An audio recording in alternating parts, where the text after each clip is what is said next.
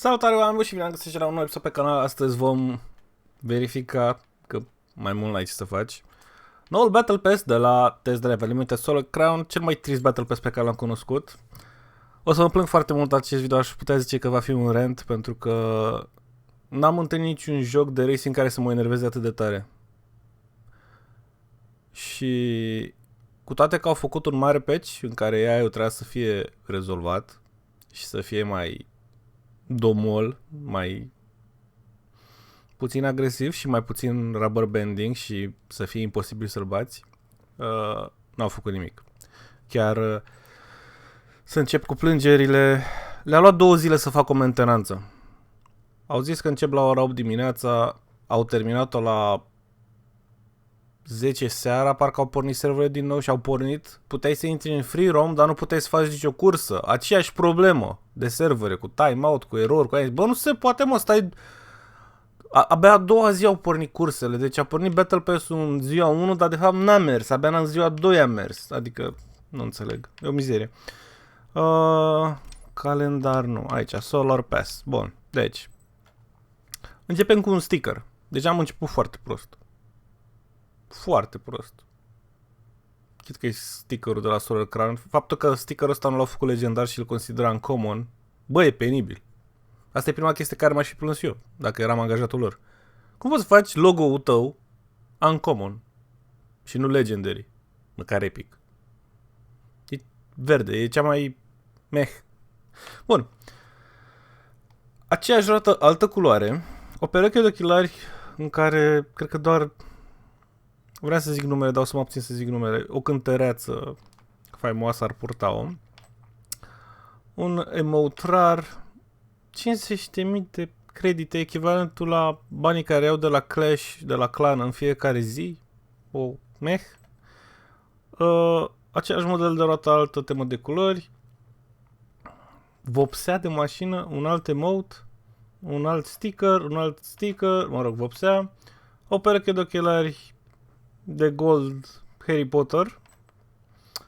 Iar bani, la fel de puțin, nu crește, în loc să fie 50.000, 100.000, nu crește, nu știu din ce motiv. După aia, pe albastru, alt...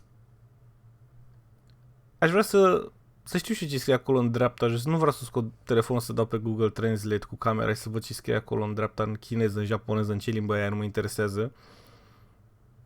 Dar, scuză-mă să mai zic de faptul că oricât de mult au vrut ei să încadreze textul ăla, arată greșit. Adică... Na. Bun. Primul costum. La fel, împreună cu perechea de ochelari, nu știu, e dubios. Nu l-am văzut. Măcar asta l-au făcut legendar. N-arată rău. N-arată nici eu singur. Faptul că îl văd ca un sticker și nu pot să-l văd pe caracter în timp real, cum e la orice alt joc care deține un Battle Pass, Fortnite, Once Human, Overwatch. Când ai click pe ăsta, îți arată caracterul tău îmbrăcat cu haina asta, să știu cum arată. Să văd dacă liniile albastre sau galbene au animație, gen ca la equalizerul de la muzică. Că poate asta l-ar face mai șmecher și m-ar face mai interesat să-l farmez. Nu, să văd o poză! Ce-i poza asta JPEG? La Legendary. Trecem mai departe. Un dans robotic, care nu interesează, o fustă. Pentru că eu cu caracter de băiat am nevoie de fustă, da. Futuristic. Alb cu gold. Iară 50.000, iară suma nu crește, cu toate că ne apropiem de sfârșitul Battle Pass. Nu știu dacă observați la bara aia de jos, suntem deja în procentul de 70-80%, da? După aia o altă roată care există numai că e negru cu gloss. Neinteresant. Iară vopsea, o haină simpaticuță, o singură culoare, aș vrea să am croma, să pot să pun să fac ce culoare vreau, dacă tot e epică, nu să mă blocheze. O roată, la fel, numai că altă culoare și cu altă așa. Iar aceeași sumă de bani, vedeți că se repetă. Niște mănuși care meh. Și o mașină. O mașină în tot Battle Pass. Și e ultima. Și... e și modelul vechi. Adică, cum să vă explic eu? Am licența de Audi și am băgat 2021 RS e-tron GT. Bun, asta e prima mașină care a băgat-o, mai este o mașină care este în lobby și o să vă arăt acum. Dar să termin să mă plâng de Battle Pass. Deci, aici în loc să văd mașina sau să văd mănușile astea echipa pe care trebuie nu le văd. Ăsta nu este progresiv. Roțile astea de GX în joc nu sunt noi decât au pus altă vopsea. Sunt niște chestii atât de minore și atât de lipsite de reward, încât nu sunt motivat să le farmez. Acum asta eu l-am făcut din greșeală pentru că nu-mi pasă. Nici mașina aia nu-mi pasă. Pentru că, la fel ca la Forza și la fel ca la orice joc, mașina asta din Battle Pass ajung să fie vândută la dealership. Bun. Partea bună e că au dat gratis. Ce mă așteptam să văd eu în Battle Pass? Tuning. Eu vreau să văd tuning minim ca la Forza, gen o bară de față, o chestie pe spate. Body kit-uri. Chestii care să merite să plătești Battle Pass-ul ăla. Nu să-mi dai stickere și mănuși și roți care există în joc și vopsele și fuste. Despre ce vorbim? Cum adică? E mizerie. E mizerie imensă. Comparabil cu orice alt Battle Pass. Nici aia de la... Da, nu o să compar cu Forza că nu merită. Și e alt sistem acolo, dar în fine. După aia ajungem la Ranked, unde urmează să mă plâng de altceva. La Clan nu. Cars neinteresant. La Cars ar trebui să o schimb pe asta. Nu pot să o schimb de aici. Da. Bun. Și coborâm aici jos și avem prima mașină de aici din mijloc. Mașina Pininfarina.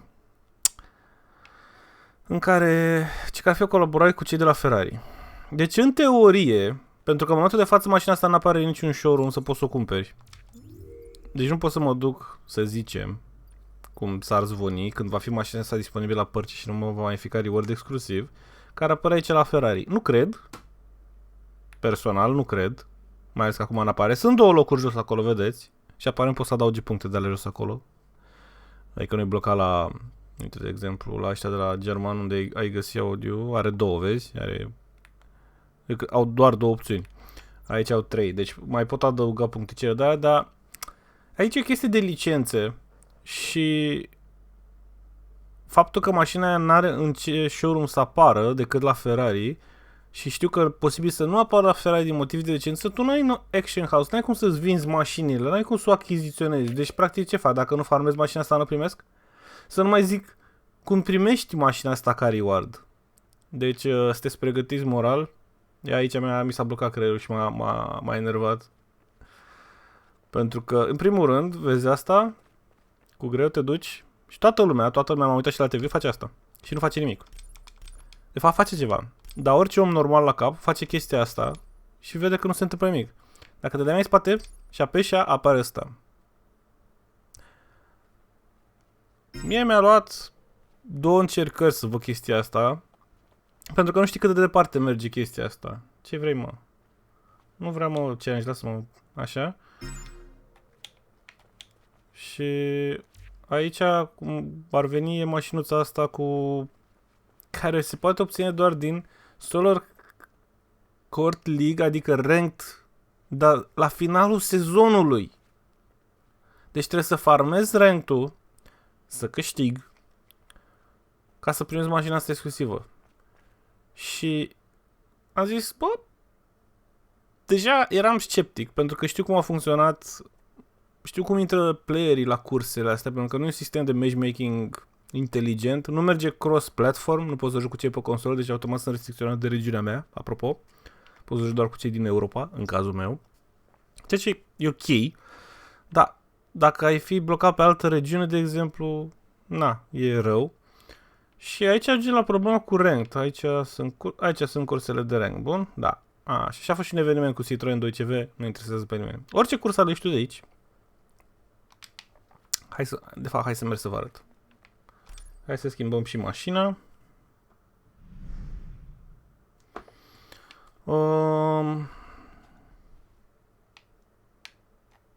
Am arătat Ferrari, Maserati, ăsta parcă nu v-am arătat-o. Da, asta vreau să fac.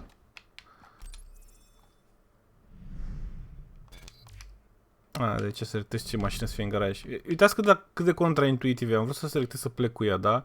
Mă normal la GTA, te urci în mașină și pleci. Urcă mașină, apeși accelerația și pleci. Nu poți. Nu poți să pleci din garaj cu mașina. Băi, e ceva atât de banal. Cât de ușor era să se deschidă ușa și să ieși în open world. E 2024. Alții au reușit să o facă. Ei de ce nu? Bine că am garaj frumos, dar nu poți să ieși cu mașina din garaj. Știi ce zic? Bun. Și cum faci să schimbi vehiculul? Te duci și vorbești cu un om. Că am nevoie să cer voie să scot mașina din garaj. Propria mea mașină. Super! Asta vreau să fac. Bun. Astea sunt problemele mici. Problemele mari sunt rank-ul și cursele propriu-zise. Dacă vreți să credeți. Astea sunt doar chestii de funcționalitate banale care le-am văzut la alte jocuri. Mai banale decât jocul ăsta.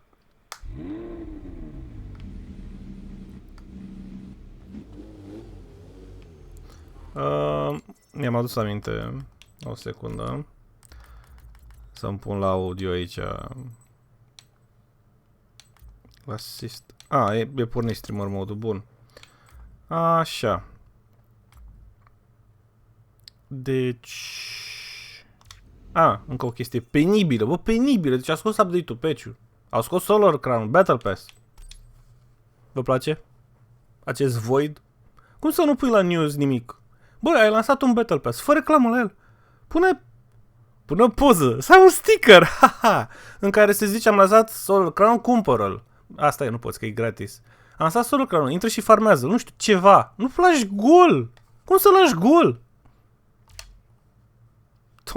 Și au avut și atâta timp. Deci nu e o chestie de... În fine. Trecem mai departe. Și acum să căutăm o cursă de rank, da? Supercar, Spanac, set, GPS. Așa, și cât o să conduc o să mă mai plâng un pic. Deci, în primul rând.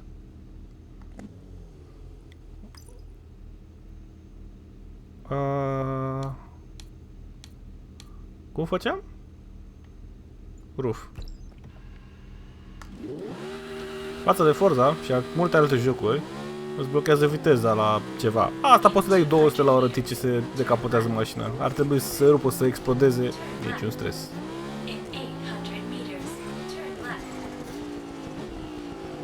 Diferența între asfalt umed și asfalt uscat la aderența cauciucului este atât de dezastroasă încât doar cu all-wheel drive se poate conduce.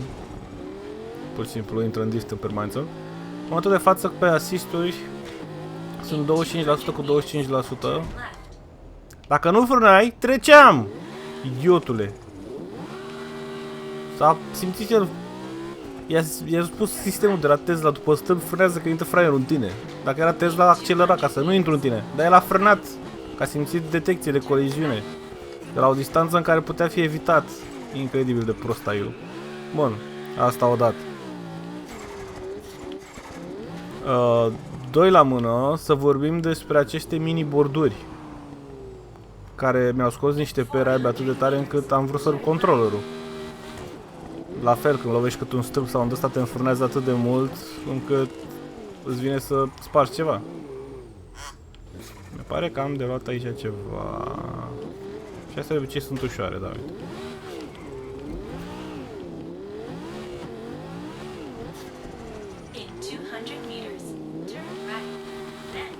Ăla n-a mai frânat. A frânat un pic, dar nu era sigur. Zici că frânează ca să-ți dea prioritate, dar mai rău te încurcă câteodată, adică reacția când ai ia decizia, raporta cu serverul, n-are nicio treabă cu realitatea. Am uitat cum fuge de spate în cauza asfaltul ăsta umed. Ia uite. 80 la oră cu semi-slick-uri și fac power slide-uri și drifturi. E foarte ireal. Na, vedeți chestia care face cu spatele când lovesc asta pe viraj? În cursă, chestia asta de obicei te învârte de spate, pur și simplu faci wheel spin. Chiar și cu all-wheel drive, pierde atât de multă tracțiune pe roata aia încât începi să te învârți. Nu poți să-i faci contra și pierzi controlul. Și uite, bordurile astea sunt super mari și agresive pe viraje, nu sunt făcute ca la racing, lipuri de ale ridicate frumos, o să firesc cum trebuie pe ele.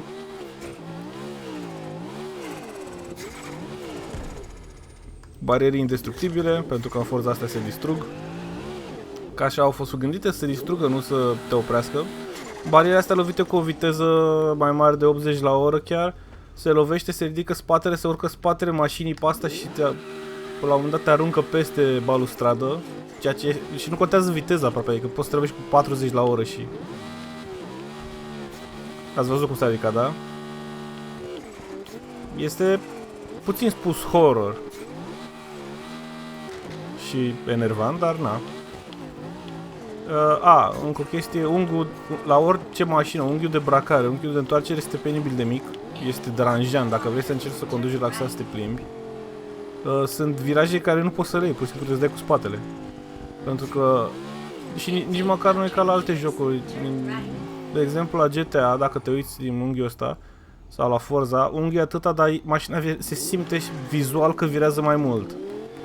Adică vizual nu corespunde cu ce face și faptul că mecanic funcționează mai bine decât vizual, pentru mine este mai util să fie funcțional decât să fie estetic plăcut. Dar aici e fix invers. E vizual 1 pe 1 cu roata. Dar să nu poți să iau un viraj? Scuză-mă. Un viraj de 90 de grade mă refer aici. Și nu contează că reduci viteza și se strânge mai mult volan pentru că nu poți tragi de volan ca la Forza. Nope, nu funcționează chestia asta aici.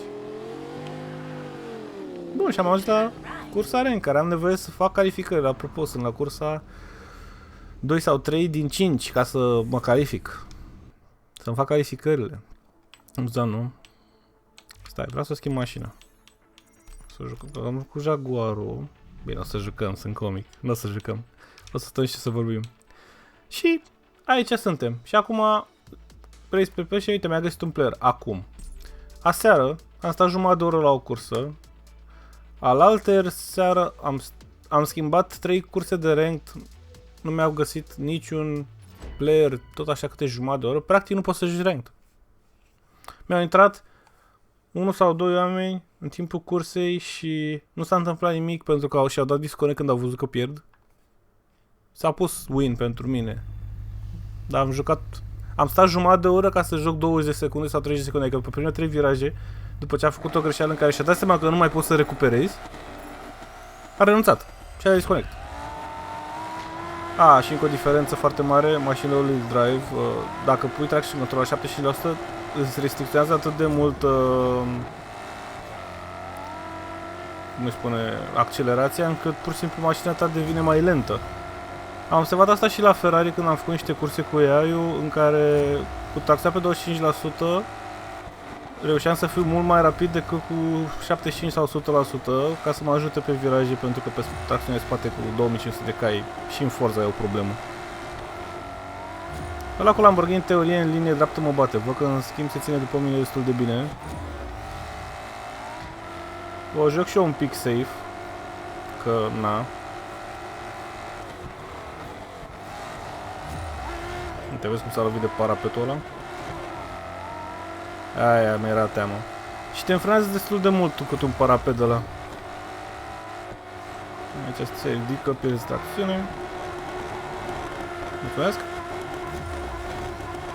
Vă place cum face ping-ul de la lag.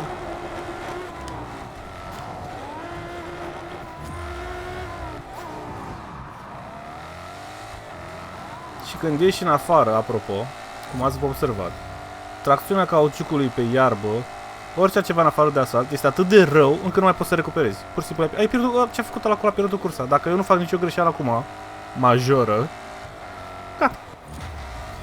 A pierdut cursa. Nu mai există nu mai pot să mă prind din urmă. AI-ul face rubber banding. Bine, uite, ăsta aparent face rubber banding. Pardon? Am făcut un stâlp. Da, așa că se câștigă la jocul ăsta, așa m-am învățat AI-ul. Așa o să joc și eu, chit că player. Cred că m-a blestemat ăla pentru ce am făcut. Mă mir că nu și-a dat disconnect. Sunt la calificări, de-aia fac așa, în mod normal n-aș face așa. Dar pentru că sunt la calificări și mă chinuie atât de mult timp, nu-mi pasă. O să joc în GTA. Aia. Faptul că ce-am făcut eu acolo, nu am penalitate din partea jocului. Altă discuție care... De ce nu există penalitate? Când jocul detectează că ai intrat așa intenționat în el, cea mai bună chestie care poate să facă asta e accelerația. Te obligă să mergi cu 60 la oră. timp de 5 secunde. E suficient că să te facă să pierzi o cursă. Și o costa nicio penalitate. La fel, dacă tai curbele, n-ai nicio penalitate. Așa că degeaba e level 60 dacă nu știi să depășești. Bine, sunt greu de depășit de obicei. Când joc serios și caut să joc fair, adică de obicei fac loc pentru depășire, nu mă bag. Dar, uite, cursa 3 din 5. Și trebuie level 40 ca să te blochezi și abia la level 50 o să cumpăr Bugatti pe care îl vreau eu, că momentan vreau Bugatti, nu vreau altceva. Îi zic că Porsche la hibrid, că ar fi o soluție. Prefer Bugatti. Am făcut level la soră pe și mult în pas.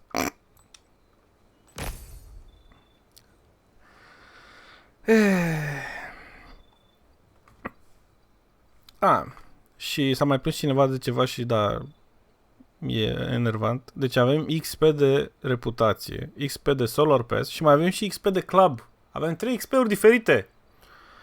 Altă prostie. Deci asta chiar e prostie. XP-ul separat de Battle Pass înțeleg, pentru că în mod normal cursa asta ajungi cu ea la un... ajungi la un level maxim. Faci level 60, nu mai unde să faci level. Și Solar Pass-ul ăla ca să crească, Battle Pass-ul cum ar veni, da? Trebuie să facă XP level ca să-ți dea puncte, ca să poți să-l deblochezi. M-a deblocat roți, super. Din nou, când am început cursa, unde era acoperișul? De ce face chestii care n-ar trebui să le fac? De ce nu ține minte ceva banal, cum ar fi o setare de mașină? E așa complicat? Nu cred. Cred că e doar ignoranță din partea devilor. Așa. Și acum fiți atenți că într-un curs aia și-ar găsește player în sub 30 de secunde, ceea ce e nemai întâlnit. Că asta e și chestia. Oamenii la fel probabil vor să farmeze mașina, dar sunt prea puțini și contează ora la care intri. Apare în seara nu e nimeni. Când am intrat eu, am intrat ieri de 3 ori, în 3 curse diferite. Am găsit după 30 de minute la o cursă cu Ferrari pe race, pe plaie. Am găsit un player pe 30 de minute, am jucat primele 30 de secunde, că evident oamenii nu știu să frâneze, a frânat, a ieșit în bolărie și a dat disconnect pe 30 de minute. O experiență foarte bună de racing, un experience în care... Da. Bun. Nici nu știu cât să aștept aici. Apply. Mă, și de obicei, uite, vezi că ce scrie acolo sus? Doi participanți required, da? Și pentru că sunt 2 participanți required, tu poți să stai aici, trebuie să vină, pentru că nu există un matchmaking automat, să dai, găsește-mi o cursă să pornesc cursa. Trebuie să vină un player până aici fizic și să vrea să intre în aceeași cursă cu mine. Este o șansă destul de mică de obicei. Da, sunt selectate, care sunt curse sunt selectate automat. Astea se rotesc, am văzut. Sunt aleatorii. Da, șansa să-ți vină unul să joace fix acum, în poziția asta cu tine, sunt șanse mici, să fim serioși. Și acum fiți atenți, schimb mașina. Și dacă ies în open world, rămân cu mașina asta sau rămân cu audio? Ce părere aveți? Ce credeți voi? Hai să aflăm că oricum nu intră nimeni. Deja stăm de 30 de secunde. 30 de secunde în mediul ăsta online e mult. 30 de secunde ar fi maxim. În mod normal trebuie să dureze între 10 și 20 de secunde maxim, ideal 10 secunde de matchmaking. Maxim un minut. Un minut totuși e foarte mult. Adică după 30 de secunde deja să cam pierzi răbdarea, după 40 de secunde deja vrei să dai leave și la un minut deja zici, bă, nu sunt playeri. Realist vorbind, nu sunt playeri. Așa că ieșim de aici și suntem cu Audi și din nou are capota pusă. Pentru că, de ce nu? Bun. Altă chestie de care vreau să mă plâng. Pe hartă. Filtre. Astea sunt filtrele.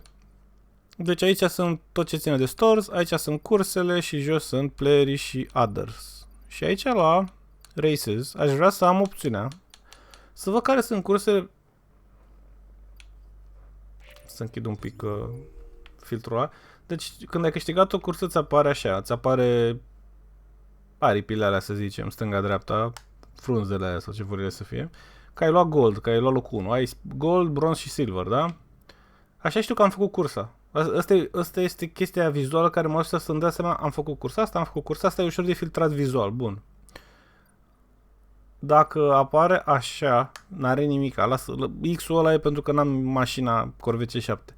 Dar dacă aș avea mașina, ar apărea acolo un pătrățel negru sau n-apare nimica și aș ști că n-am făcut cursa. Bun, vreau să pun un filtru, să văd ce curse nu am făcut din hartă și să le filtrez rapid vizual. Nu să stau să le caut vizual, uite cum e asta Silver, de exemplu. Deci asta e o cursă de 550-750. Nu mai vreau să joc cu Ford Mustang ăla, deja am alergie foarte puternică. Uite, încă o cursă care n-am făcut-o, încă o cursă care n-am făcut-o, că la fel. Altă chestie stupidă, au făcut niște curse locked la niște branduri. De exemplu, jocul te pune, cumpărăți un supercar. Mi-am cumpărat Ferrari, că e cel mai rapid. Jocul mă obligă, am mai multe, am vreo 3 sau 4 curse în care trebuie să ai Lamborghini. Nu poți să dai gol la cursă. Bă, o mașină supercar de Lamborghini costă fel de mult ca acel Ferrari. A fost 2 milioane de credite sau mai știu, mult. Să mă obligi să cumpăr o mașină ca să joc 3 curse. Serios? Ca să nu zic altceva mai urât. Serios? Acolo s-a ajuns. Bun. Hai să alegem o cursă oarecare să fie cu clasa S. Uite, Ferrari sau Lamborghini. Cam luat locul 2. Poate luăm locul 1. Nu o să iau locul 1, dar îmi place să visez. Bun. Fiți atenți aici. Să vedeți ce șmecherie mare au făcut ăștia pe AI. Santi. Deci v-am explicat în episodul anterior cum funcționează sistemul de ranking. Dacă nu v-ați uitat, să vă zic așa pe scurt. Cu cât câștigi mai mult locul 3, 2, 1, crește dificultatea automat. N-ai control asupra dificultății. Și practic AI-ul la un dat se duce la nivelul maxim și singura metodă în care poți să-l scazi e să intri în cursă, să iei locul 8 intenționat sau 7, să termini cursa, să ieși din cursă, că atunci înregistrezi sistemul de ranking de AI că tu ai pierdut cursa și e prea grea și hai să scădem un pic acea dificultate. Și după aia trebuie să reintri în cursă și te rog să-ți dea ceva mai mic.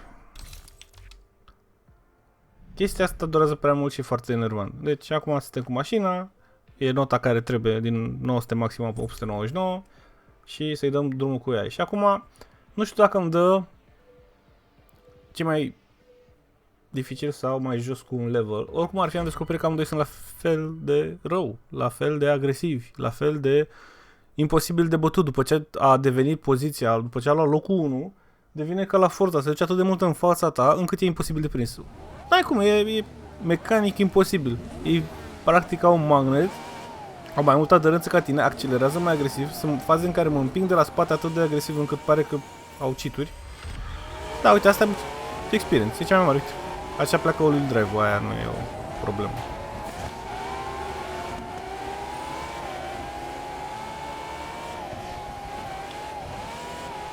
Și am descoperit că mai fac și ei greșeli. Și acum, apropo, trebuie să am grijă cu roata de spate de la asta să nu ating vreo bordură de aia, pentru că dacă din greșeală vreodată ating vreo bordură de aia, pot să-mi iau eu de la curs. Pot să ating așa, dar nu pot să ating pe viraj să am greutate pe roată, că altfel, pa! Pardon. Uite, greșeală și doar așa pot să ies rapid, să mă recuperez.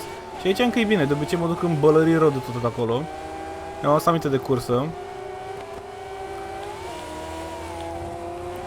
Asta înseamnă 2500 de cai. Și chestia asta că nu poți dai timpul înapoi la Forza sau n-am opțiunea acum de restart rapid. De ce când pun pauză aici, altă chestie, pentru că e cu ei, de ce nu îngheață totul? De ce nu se pune pe pauză să pot să mă duc la baie, să răspund la ușă, să răspund la telefon? Băi, ce, înțeleg că e un joc online. E cursă cu ei, sunt în single player practic. Pe bune? Pe bune. Chiar asta e o problemă. Și acum nici mai e rău să joci. Vă place cum au pus virajul acolo în caz că ratezi, așa. O să dăm un restart. Apropo, restartul astea, jocul, sistemul ăla de ranking de AI nu conștientizează că am dat restart pentru că am pierdut cursa, pentru că n-am finalizat cursa. Și el o să mă dea cu aceeași dificultate. Deci restartul ăla nu se contorizează ca și cum ai pierdut cursa, ai ieșit pe locul 7-8, ești DNF. El nu contorizează că dai greșit atât de rău încât DNF nu contează, iau de la capăt. Ca să fie competitiv, să fie dificil. Dar, în schimb, te lasă cu aceeași dificultate și e și mai enervant. Mult mai enervant decât mă așteptam. Dar, în general, ce m-a deranjat cel mai tare e că nu poți să setezi dificultatea. AI-ul este în continuare foarte agresiv, te împinge de la spate, vine în bara ta, te împinge când nu te aștepți. În permanență el virează mai tare și mai puternic decât tine. Fight-ul ăsta ilegal între all-wheel drive și tracțiune spate, altă discuție care mă scoate din minți faptul că jocul ăsta favorizează atât de tare all-wheel drive-ul cât o mașină cu tracțiune spate cu 2000 de cai plus. Uite. Nu prea pot să o controlez decât cu traction control pe maxim. Acum că joc cu 25% e doar ca să pot să țin pasul cu all-wheel drive-ul ăla din față, că altfel... Uite, am frânat ușor și nu pot să iei viraj. Chestia cu controlul, am semi-slick-uri. Trebuia să pot să iau virajul ăla la 100 plus, am frânat 10, 20, 30% cât să pot să pun puțină greutate pe față să tragă față, ca la Forza, ca la The Crew, ca la orice alt joc. Mașina refuză să vireze. Pur și simplu trebuie să merg mult mai încet decât ar trebui. Trebuie să mă încadrez perfect, altfel nu pot să iau virajul. Este făcut... practic trebuie să conduc ca AI-ul. N-am libertatea să joc ca un om care face mini greșeli sau mai multe greșeli, că îi zic că jocul e arcade. Trebuie să joc în stilul AI-ului, perfect. Să mă încadrez perfect. AI-ul singura lor greșeală că ratează punctele de viraj. Și cred că mi-am dat seama de ce ratează punctele de viraj și timpul de frână, pentru că mașinile când le-au făcut AI-ul, l-au trăinuit pe slick-uri. Nu semi-slick-uri, nu pe cauciucuri intermediare și atunci mașina este tratată pentru cauciucul la... Uite cum am prins acum. M-a sunat patra instant. No, și acum o să tac un pic să mă concentrez, să văd dacă pot să iau locul 1 la cursa asta, nu cred, dar... Ca să vedeți cum arată o cursă pe bune. În care eu nu... N-ar trebui să pierd controlul. Și vedeți că e în spatele meu acolo, mă transpiră, da?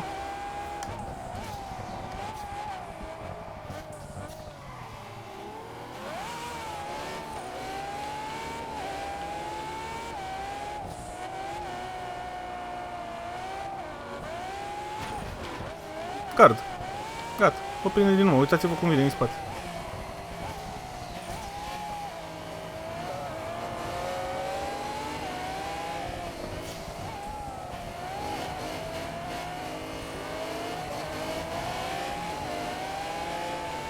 Bun.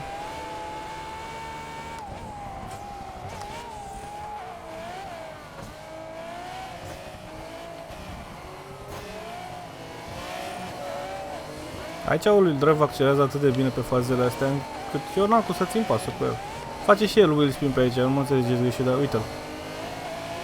Nivelul de accelerație câștigă secunde bune pe orice fază de asta. Și eu n-am să-i fac. Pur și simplu n-am cum, adică ați văzut cum pleacă de spate asta când... Uite, virajul ăsta de obicei ei îl greșesc mereu. Cam așa îl greșesc. Vedeți ce zicea că mă enervează și mă frustrează AI-ul? Am încercat să-l și evit, m-am uitat pe hartă și nu l-am văzut, decât am văzut că m-a lovit. Adică și acum, fii atenți, vine din nou în spatele meu și o să mă împingă iar în afara traseului. Despre asta ziceau ei că au făcut 300 de patch-uri care nu au vrut să ne spună care sunt patch-urile alea, au scris decât 5 din 300 și zic că au făcut bug fix-uri, domnule. Ce? Dă lista! Uite, doar din accelerație îl bag pe ăsta. Avantaj de mașină. Că și Jaguarul ăla, Jaguarul se contează bine, accelerează foarte agresiv, dar n-are top speed. După 250 e foarte puturoasă.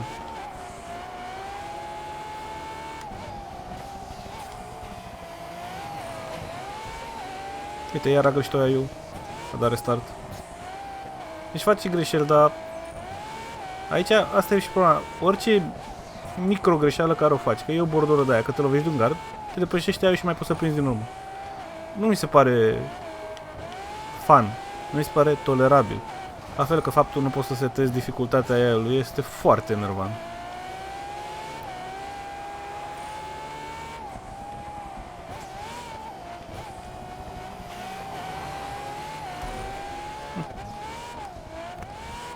M-a depășit, s-a lovit de parapete și a rămas în spate. Atât de tare face AI-ul, gen, cam așa. Face rubber banding încât... Uite cum vine. Aia a fost singura... Cred că e prima când fac o greșeală și am reușit să o recuperez atât de rapid, dar restul, dacă și-am bălării, nu mai ai nicio șansă. N-ai tracțiune să ieși înapoi. Și am reușit cu greu să iau un locul 1. Știți de câte ori a făcut cursa asta înainte de patch? 12 ori? 15 ori? De-aia știu traseul. Am început să învăț virajul, unghiul, cât să frânez, cât trebuie să frânez, adică ajungi să ajungi la nivelul de perfecționist de traseu ăsta în mod special doar ca să-l câștigi, ceea ce este exagerat și de parte de arcade. Și acum, de exemplu, trebuie să farmez altă chestie care mă scoate din minți. N-am chemare să intru în joc, ai problema de fapt. De-aia mă scoate din minți. Cum îi spune? Iar am acoperiș. Da, am vrut să dau semnal. Am terminat toate cursele pe levelul meu. Da? Bun. Eu ce pot să fac acum? În afară de ranked races, care nu sunt garantat că o să câștig, ca să câștig multe puncte, toate cursele astea care aveți sunt făcute, da? Eu nu mai am nicio cursă nefăcută în afară de excepțiile minore în care sunt obligat să joc cu o mașină specifică. Citroen 2CV era evenimentul cu Lamborghini, că nu am cumpărat niciun Lamborghini, că nu mă interesează. Și ce mai avem? Mai am câteva curse, uite, mai am... Asta e C7-le. Sunt câteva, sunt 2, 3, nu sunt multe. Uite, mai e asta. Nissan, e asta? Nu. Abarth 500. Abarth 500. Sau Mito Quadrifolia verde. În fine. Sunt prea puține curse. Și acum, în momentul de față, dacă fac speed trap-uri, nu îmi dă XP. Îmi dă decât bani. Banii nu sunt mulți. 30.000 te costă să obsești mașina, adică despre ce vorbim. Eu n-am ce să fac de la level 43 până la 45, în condiția în care a făcut tot ce mi-a dat jocul, să pot să fac level. Ei s-au gândit că eu o să fac level cumpărând mașinile alea, uite cum ar fi și mașina asta, 911 Carrera Coupe sau Jaguar Type Coupe Series 1, aia e mașină veche, nu e asta, nu care la meu. Au crezut că o să faci asta și atunci ți-ar da ceva XP, nu suficient din nou. Sau că o să faci misiunile astea. Misiunile astea, la fel, se leagă de cursele astea imposibile. Aici am zice, uite, să cumpăr mașina de Lamborghini. Stai, ăsta nu dă XP. Hai să ne uităm la care dau XP. 12.000 XP, da, este mult. Să faci cursa aia în 2 minute 05, nu poți să faci cu nici mașină afară de Lamborghini cu semi-slicuri tunată la maxim. N-ai cum. E practic imposibil. Singura parte bună e când selectezi cursa, mi se pare. Da, uite, îți arată că e aici. Și uite, cursa asta face parte din... Așa, și mă obligă să joc cu un Lamborghini. Și o cursă de 12.000 de puncte. Ca să farmez 12.000 de puncte dintr-o cursă de asta standard, trebuie să joc... e 2500 pe XP per win. 1, 2, 3, 4, 5. 5 curse ca să fac un quest la 12.000. Este deplasat de mult. După aia iar avem aici să câștigi cu Lamborghini ca să faci 12.000 de puncte. Sticker aici.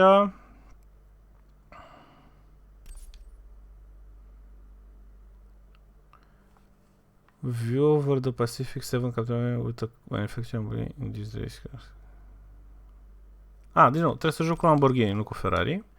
Și aici deja e de level 35, scade și XP-ul, scade și requirements-ul. Să ieși în top 3 la o cursă anume, care e cu un BMW sau cu Mercedes, care e foarte dificil de făcut cu tracțiune în spate și e umed pe jos. Și cam astea sunt toate chestiile. Sunt toate secundary, n-am main task-uri să-mi continui, să pot să-mi termin povestea. De ce? De ce sunt obligat să joc aceleași curse? Nu am nicio plăcere. De ce n-am suficiente curse încât să am de unde să aleg? De ce nu pot să schimb dificultatea? Sunt atât de multe chestii micuțe în care sunt enervante.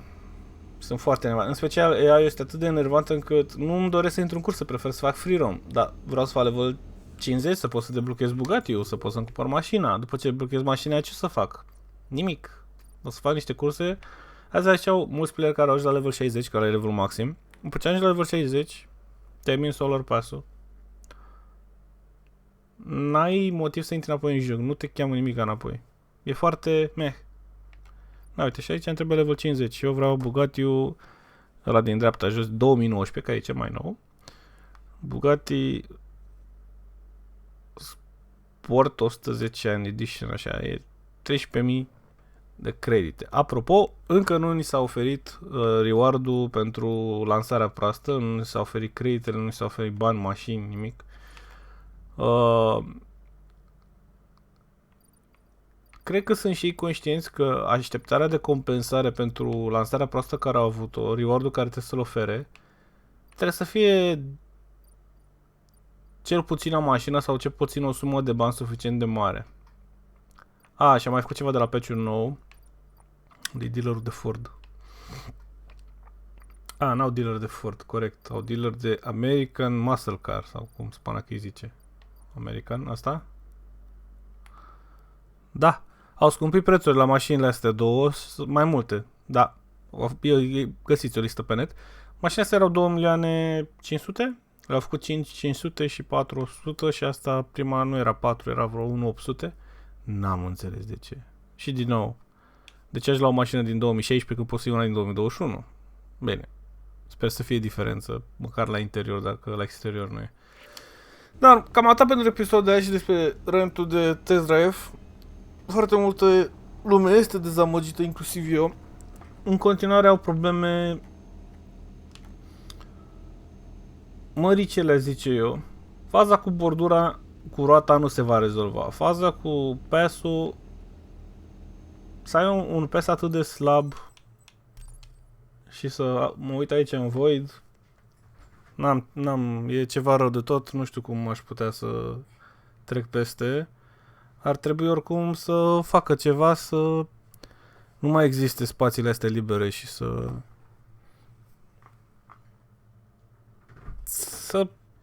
facă ce ar trebui să facă, să ocupe cineva cum trebuie de jocul ăsta. Nu știu dacă încă ziceau că ar fi în strike. Dacă sunt în grevă, bine, să fii în grevă la lansarea unui joc, mai bine lase jocul și la mâini. Pentru că dovada nu se ocupă nimeni de el. Au scos un patch întârziat cu mult. Au zis că în săptămâna 1 de lansarea jocului și au trecut 2 sau 3 săptămâni până au scos primul patch. După ce au scos primul patch, l-au scos cu probleme și am avut aceeași problemă de connectică de server. Și acum dacă intru în curse se întâmplă să mai dea connection timeout. Deci nu este perfect. Au niște gafe de-astea în continuare care sunt greu de trecut peste. Plaja de mașini este relativ mică. Eu sper să... Mă așteptam în Battle Pass, v-am zis, să bage mai mult de o mașină, să bage tuning, să compenseze pe undeva lipsurile. Momentan pare că jocul este intenționat killit ca să îl bage cu țărâita în joc. Numai că nu doar că e prea cu țărâita, nici nu arată că se duc într-o direcție bună. Nici cu serverul, nici cu Battle Pass-ul, cu nimic. Totul pare că merge așa la relantiu. Au făcut release-ul ăsta pentru că trebuia făcut, că era în program, nu că își doreau sau că era cazul. Și faptul că sunt jocuri mai mici, cum am scris la un moment dat, am scris pe Steam forum la cursa de rent, am zis ceva în genul că jocul ăsta avea 520 de playeri aseară pe Steam, iar pe The Long Drive avea 896, parcă. Și am zis, jocul ăla, niciun punct nu se compară cu ăsta. E un joc tot cu mașini. Are mai mulți playeri decât acest titlu de renume și totuși e greu să nu îi compar, adică am prins și Tales of the Unmade 1 și 2, acum ăsta și e rău. Nu știu de ce, am impresia că s-a ales studio greșit, s-a ales firma greșită care să continue acest titlu, această continuare a jocului care e de renume foarte bun și mi se pare că și-a bătut un pic joc de el, din păcate. Nu știu dacă o să-și reușească să-și revină după lansarea asta atât de proastă și în continuare fac decizii proaste. La fel și chestia asta că au ascuns o mașină cum e Pininfarina electrică care e foarte bună și în Forza. S-au ascuns din spate la curse de ranked în care lumea știe, mă rog, lumea, și eu să afle că nu știu dacă nimeni ranked. Lumea vrea să joace cu ei, vrea să joace ocazional curse online. Dacă are reward, cum au făcut cei de la Forza și au înțeles că dacă îmi dai o mașină reward, o să joc race, o să farmez curse pentru mașina aia, pentru că e o mașină nouă. Dacă îmi dai un Ford Fiesta din 2009, nici nu deschid cursa. Pe vezi să mă duc în Action House să o cumpăr. Faptul că am opțiune. Aici n-am Action House. Apropo, nu pot să văd mașină în jocul ăsta, mă enervează. Abia aștept să-mi scrie jocul, ai ajuns la limita mașinilor deținute, te rugăm mai vine din mașini, cum am prețit la Forza. Pentru că n-ai opțiunea. Și ar fi hai să existe limita. Poate nu există limita, dar eu cred că există. Bun, cam atât pentru episodul de azi. Sper că v-a plăcut acest migrant. Să spuneți și voi ce părere aveți în comentarii de tot ce am discutat până acum în acest video. Nu vreau să fiu rotocios cu studio și cu David, dar e rău. Adică au luat un titlu de renume și e un joc atât de mediocru spre slab. Mediocru spre slab, ceea ce e trist, că au reușit să facă un joc foarte bun, să-l facă sub mediocritate din toate punctele de vedere. La fel și probleme de performanță, nu mai vorbim. Am văzut și videouri și poze și comentarii. Sunt niște probleme, în continuare stă mintea. Eu sunt cazul fericit că am un calculator de gaming foarte puternic, dar eu sunt o nișă foarte mică ca procent la sută din utilizatorii standard.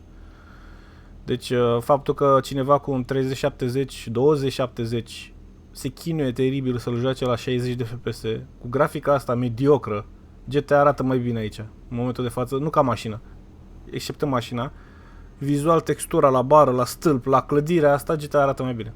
Sunt jocuri care arată mai bine și merg mai fluid și mai rapid decât jocul ăsta, în momentul de față, cu acele setări. Tocmai se spawnat o mașină lângă mine. E cum bate soarele, nu înțeleg. Ce a fost acest spawn? E chestii random care, în mod normal, nu ar trebui să se întâmple. Acum, dacă mai aștept încă jumătate de oră, ironic, o să spawnez o mașină în mine și o să mă arunce pe mine în sus pe acoperiș și o să cad prin hartă. Fiți atenți! Gata, mă opresc. Asta a fost videoul de azi. Să spuneți și voi în comentarii ce părere aveți de plângerile mele și ce aș vrea să vedeți schimbat. Că degeaba ne plângem, să sperăm că o să-l facă mai bun, dar ce aș vrea voi să vedeți schimbat, ce vă arde cel mai tare, ce vă deranjează cel mai tare în jocul ăsta. Până data următoare, la revedere! Pa, pa!